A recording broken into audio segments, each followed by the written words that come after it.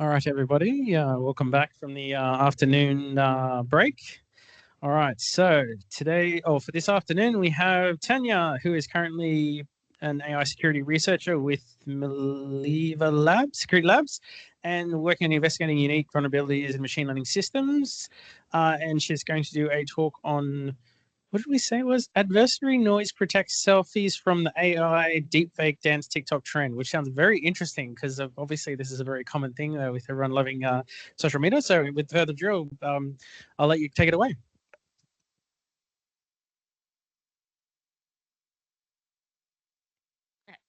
Okay. Hi guys, so welcome to my talk. I want to quickly introduce myself. My name is Tania. I'm currently an AI security researcher at the Maleva Security Labs. My academic background is in computer science. But before I became an AI security researcher, I worked several years in the government in both technical roles as a data scientist and also like policy strategic roles as a policy officer. But that brings me here with you guys today talking about AI systems and AI security and what that is. Before I want to get started, I like to play a little game. So one of these things is not like the others. And by the end of this talk, not only will you be able to tell which one is different to the others and kind of why it matters, why the difference matters, as we are all kind of users of some sort of AI technology. But keep that in mind, put that in the back. Today's agenda, I'm going to start with setting the problem.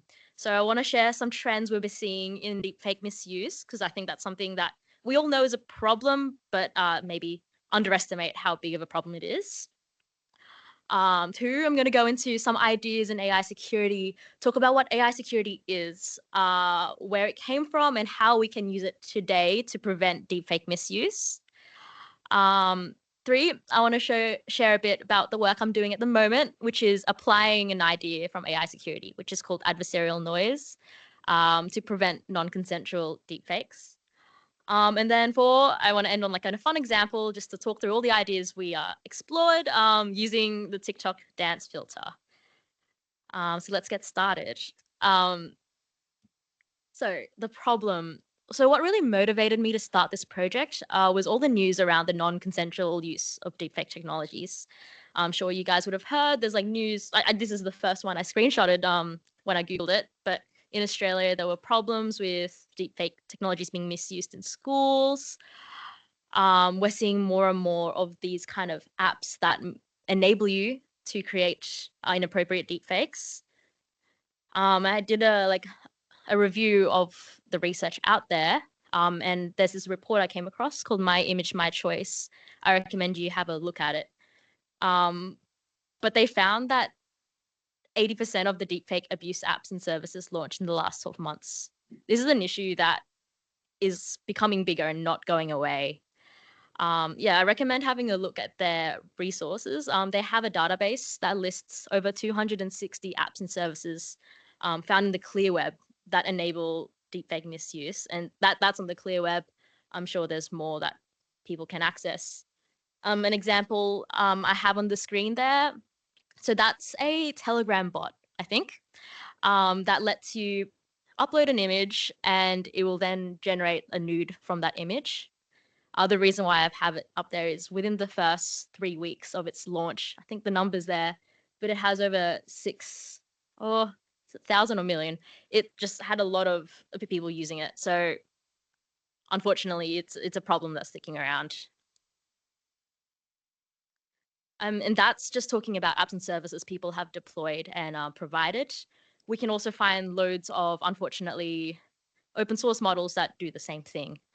Actually, can I just get a show of hands? Who in this room would consider themselves a data scientist? Yeah, yeah. So Hugging Face is a repository where data scientists upload their models, their AI like artifacts that other people can then use.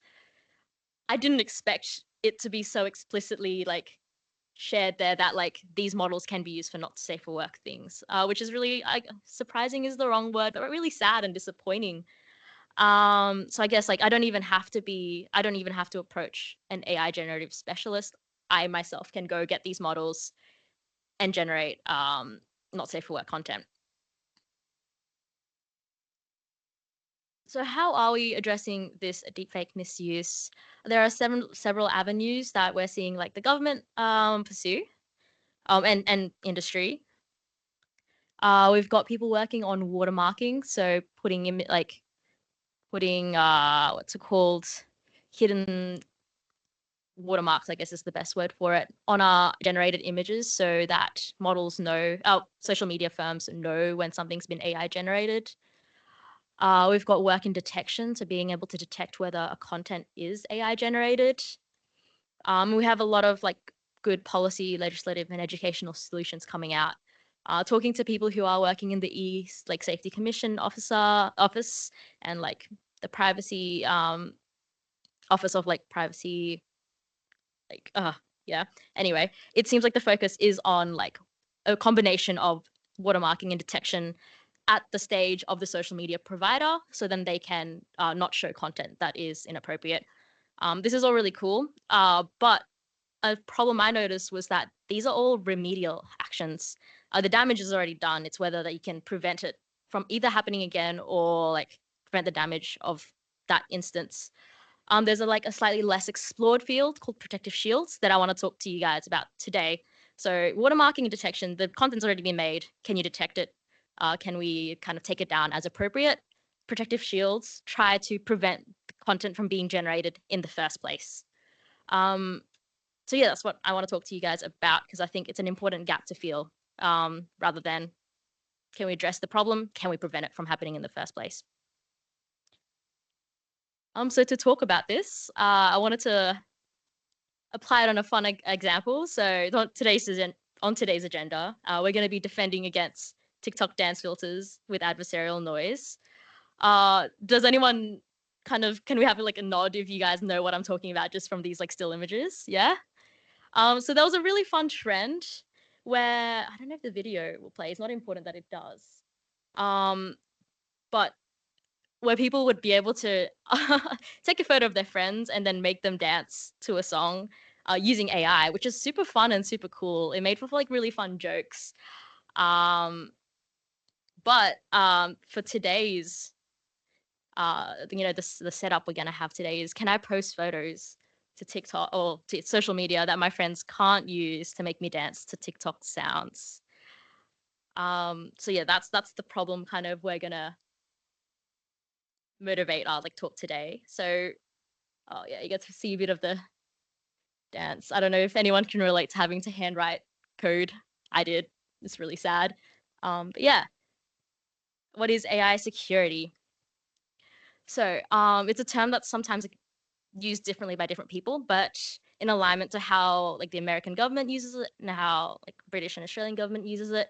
AI security is the practice of securing our AI systems from threats. So AI systems are software systems by design. So we have to consider, the standard cybersecurity issues that these are vulnerable to.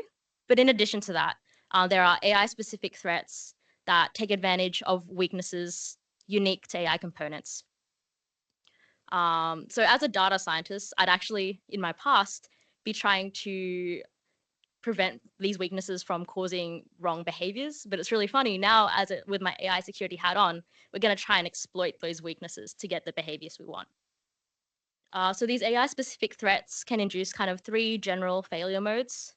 It can disrupt the system from working. It can kind of deceive or get a specific behavioral, like a output that we want, and it can disclose private information. So a paper I released this year was having a look on in academia and kind of categorizing all the attacks we're being developed into these three kind of general impacts. The idea being here is that adding AI to a system increases its exposure to other types of attacks.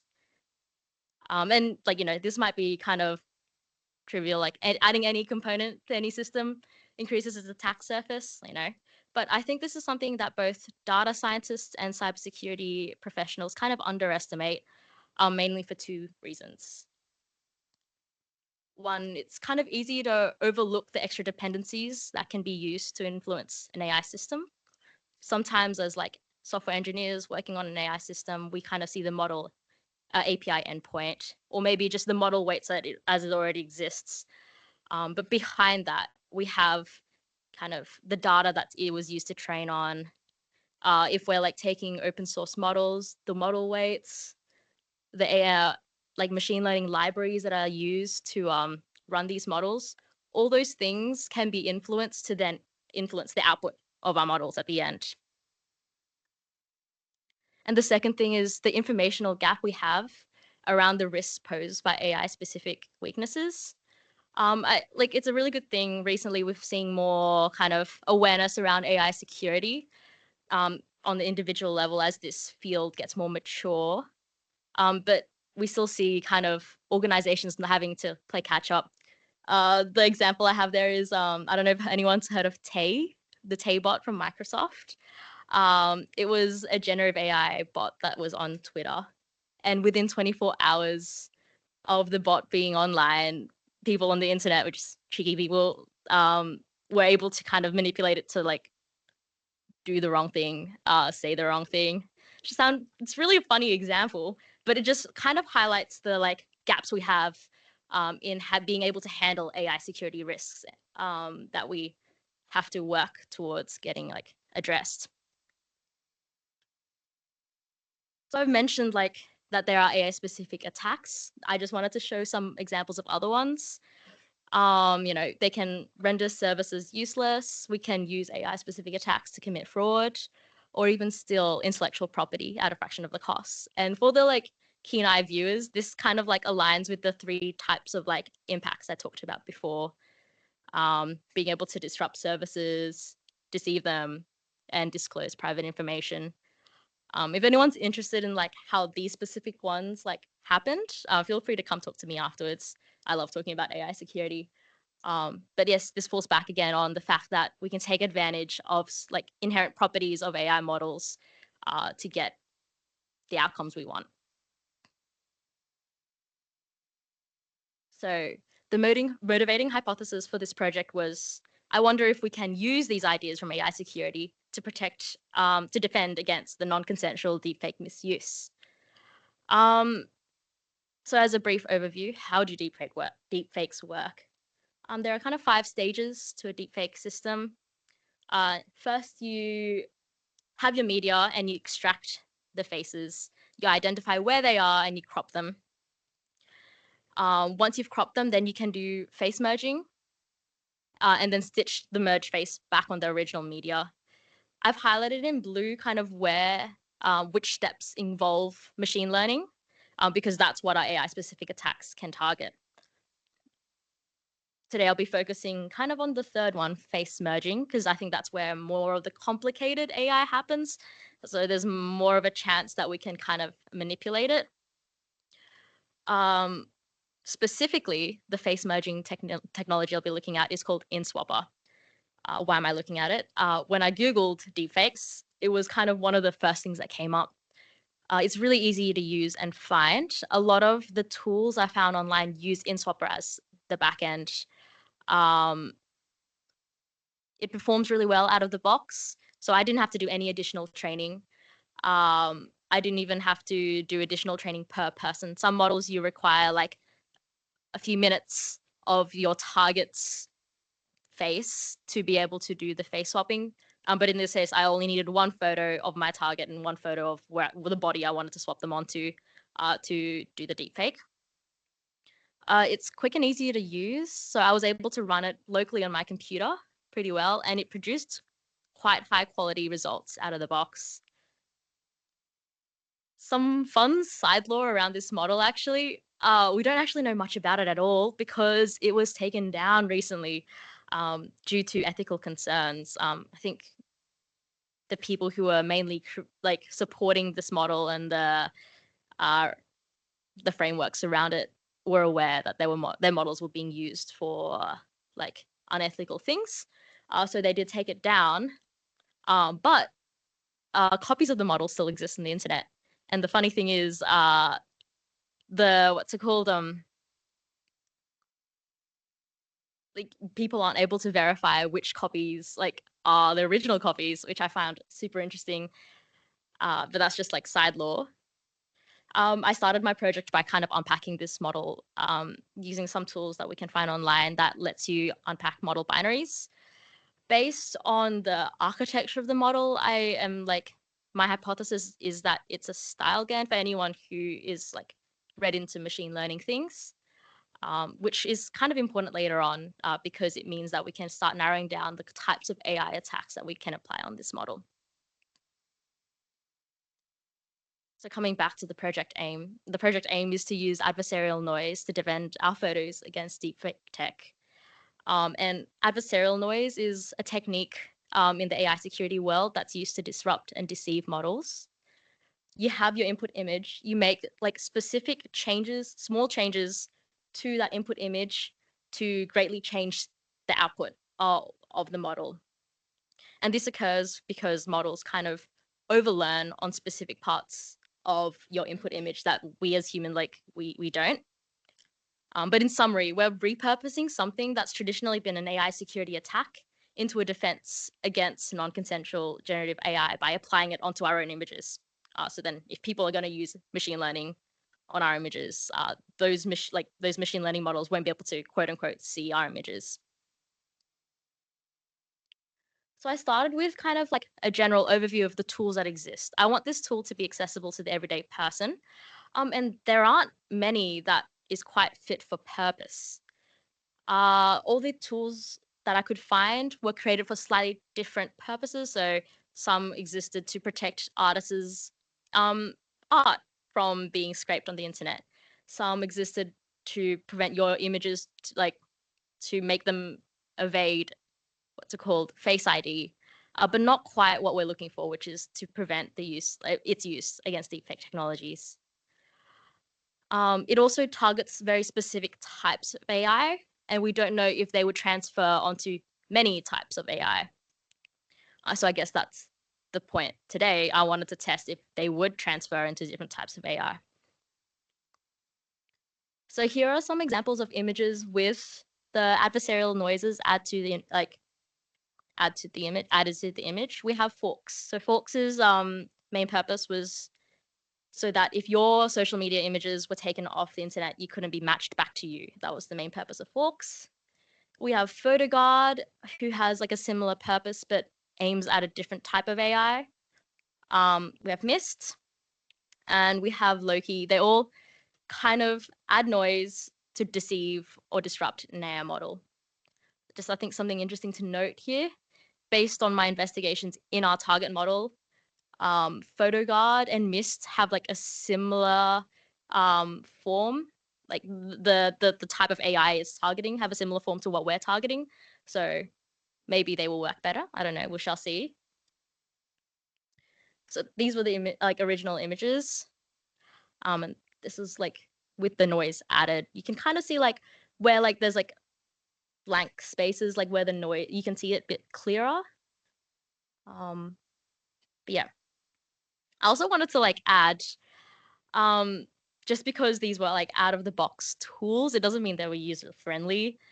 A few, like actually none of them really worked just out of the box. I had to debug them a few times, whether it's due to resource constraints, whether it's just to, like out of date versions, like in like libraries that no longer exist, dependency issues. But I also just wanted to highlight that nothing really exists that the everyday person can use. So in the setup of the experiment, I also wanted to add random noise to see like, is our adversarial noise any better than just adding random noise to protecting our images? So again, these are the inputs, and these were the outputs, based on the images with the noise added to them. You can kind of see deformations around the face. I think specifically for Forks and Loki, it's like very prominent because Forks and Loki was like designed to particularly change how the model views the face to make it as like different to the model as possible. The numbers kind of like align with this as well, but I just wanted to caveat here as well. I used the comparison to face similarity as one of the metrics here, and the ones that were big So for example, Forks and Loki, they had a really big change in like how similar the face was. Could be also due to the fact that that's the purpose of Forks and Loki. That's what they were designed to do at the beginning. So I guess the ways to generate noise isn't super effective for this specific type of deepfake generation. And I think that's just due to the like lack of consideration of transferability when people were designing this technique. So my proposal is to kind of make it more standard to develop and test these techniques amongst the different various types of deepfake models. What I'm working on like at the moment is facilitating this by creating an like app so that you can test. Yeah, I know I use JJSewa. Your image against the most common open source deepfake models. Like I also wanted to caveat the limitations of adversarial noise. It can be circumvented by quite simple techniques. I've read on the internet that sometimes like rotating the images, compressing them, decompressing them, can really severely decrease the protection on the images. And again, coming back to the transferability, it's a really hard problem because AI models to AI models are different. So finding one technique that applies to many of them is quite tricky. However, I think there is one use case that this would be really useful for, and is that like unsophisticated but automated deepfake attacks that we're seeing more and more happen. The other day, I was in California at an AI lab, and one of the guys, it's really cool the work they're doing. They're trying to raise awareness about the dangers of AI.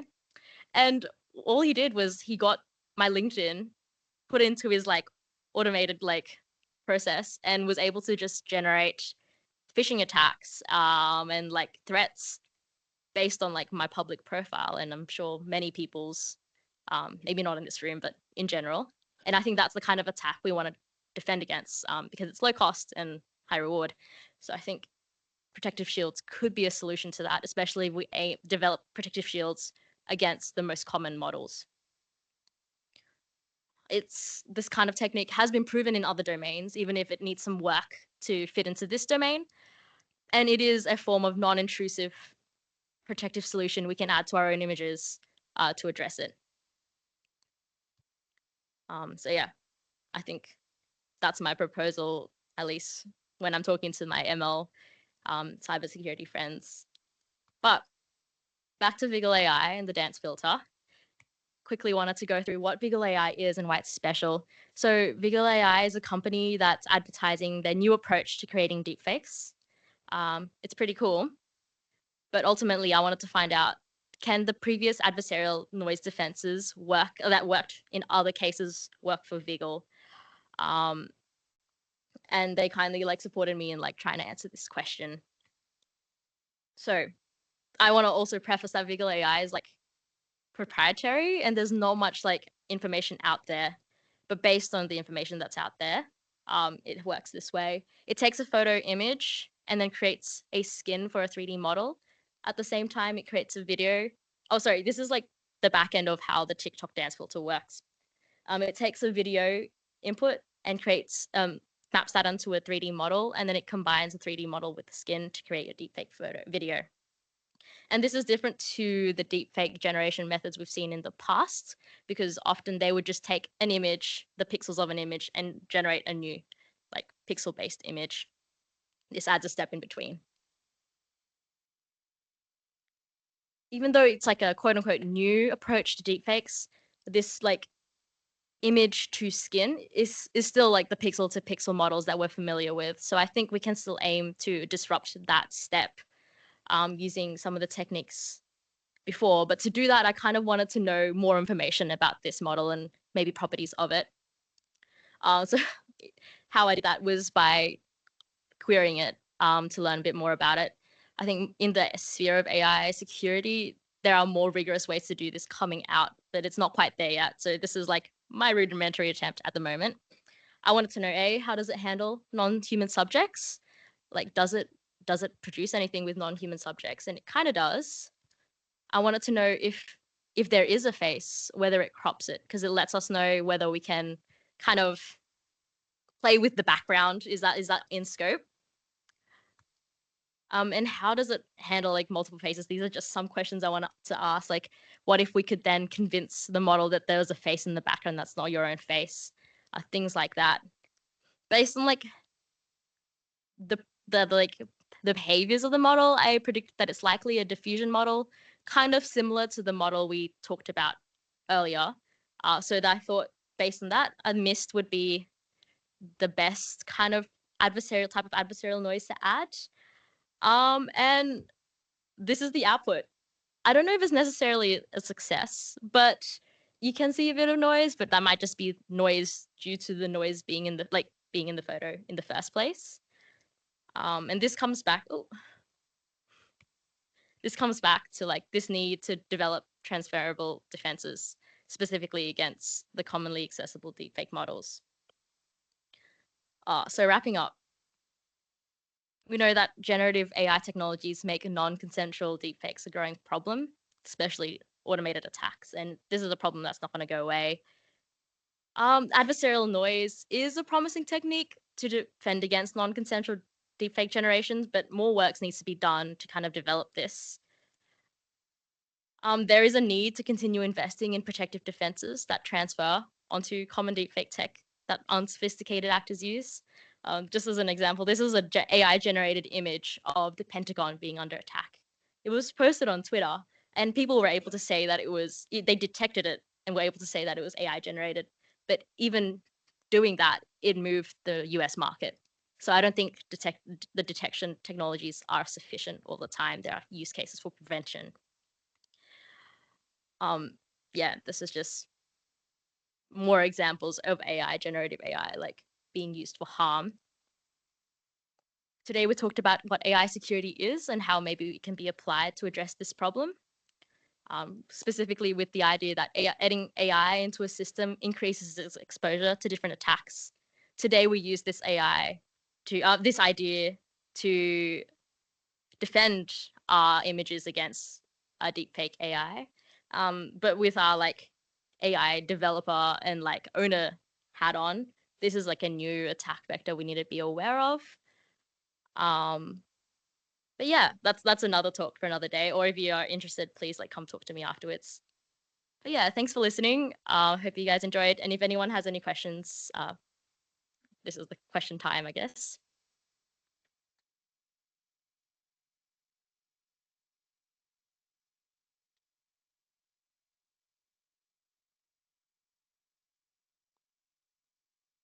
First of all, thank you very much for sharing your research with us. It's very valuable in this time of deep fakes, misinformation, and disinformation. And I was just wondering whether there's a plan for you to have something that's readily available at the palm of your hand, because this, or like, on a smartphone, like an app, because this will be something useful for women, especially women, who would be sharing their photos online. And because there's a lot of gendered online, let's just say it, online violence against women. Yeah. The report I talked about, it is a gendered problem. The report I talked about noted that like 97% of the misuse examples were against women. So definitely it's a big problem for women. Um, so I'll answer your question. I think, yes, I am releasing kind of things publicly just so we can all start addressing this problem. But talking to people, especially in regulation in ASIC and e-safety commissioner, I think if we find a technical solution for this problem, hopefully it would be implemented by social media vendors so that when you upload your image, it automatically adds your defenses.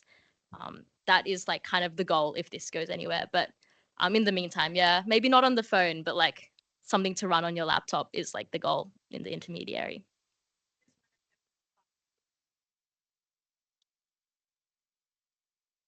It's just a follow up. That's a great idea to actually provide the responsibility on the shoulders of the social media companies, because I know that whenever like photos are uploaded, the metadata about the location, the exif file is actually stripped off. If they could actually strip off those metadata to make sure that a person's current location is not published publicly, maybe they could do something about this. Yeah, that would be ideal. Hey, yeah, thanks for your question.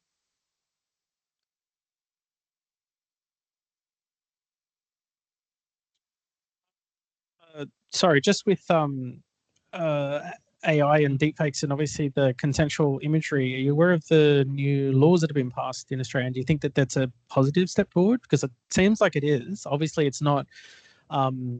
It's remediation instead of prevention. But yeah, do you want to talk to that? Yeah, no, definitely. I think it's definitely an important step. Now it's illegal to do that. Yes. It wasn't before. So people can go down the route of, like, I guess, getting justice for, because this is not a harmless attack. It really does impact people and their lives. So I'm glad the government's making moves on that and showing intention to do more. I think it is just it's a tricky problem, because that's at every instance of a misuse happening.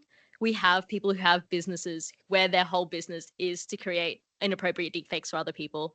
So I wonder if that's something we can address in the near future. The vendors of not safe for work deepfakes. Cool. Any last questions? No? All right, no worries. Thank you very much. This is a present from B-Sides here as well for you. It's a very awesome and interesting talk. Obviously, it's quite current with the current environment of deepfakes and social media. And thank you very much. Thank you.